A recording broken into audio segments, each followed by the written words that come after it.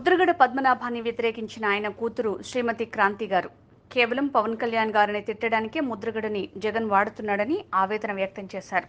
పిఠాపురంలో పవన్ కళ్యాణ్ గెలుపు కోసం తన వంతు కృషి చేస్తానని తెలిపారు. అందరికీ నమస్కారం. నేను క్రాంతి బార్లపూడి, ముద్రగడ పద్మనాభం గారి అమ్మాయిని. పిఠాపురంలో పవన్ కళ్యాణ్ గారిని ఓడించడానికి వైసీపీ నాయకులు ఎన్ని చేయాలో అని చేస్తున్నారు. ముఖ్యంగా నిన్న మా నాన్నగారు ఒక బాధాకరమైన ఛాలెంజ్ చేశారు.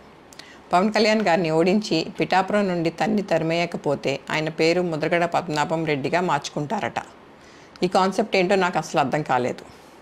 ఆయన ప్రకటన ముద్రగడ అభిమానులకు సైతం నచ్చలేదు. వంగా గీత గారిని గెలిపించడానికి కష్టపడవచ్చు, కానీ పవన్ కళ్యాణ్ గారిని మరియు ఆయన అభిమానుల్ని కించపరిచేలా కామెంట్స్ ఉండకూడదు. మా నాన్నగారిని కేవలం పవన్ కళ్యాణ్ గారిని తిట్టడం కోసమే జగన్మోహన్ రెడ్డి గారు వాడుతున్నారు. ఈ ఎన్నికల తర్వాత ఆయనను ఎటు కాకుండా వదిలేయడం పక్కా. ఈ విషయంలో నేను మా నాన్నగారిని పూర్తిగా వ్యతిరేకిస్తున్నాను. నేను పవన్ కళ్యాణ్ గారి గెలుపు కోసం నా వంతు కృషి నేను చేస్తాను.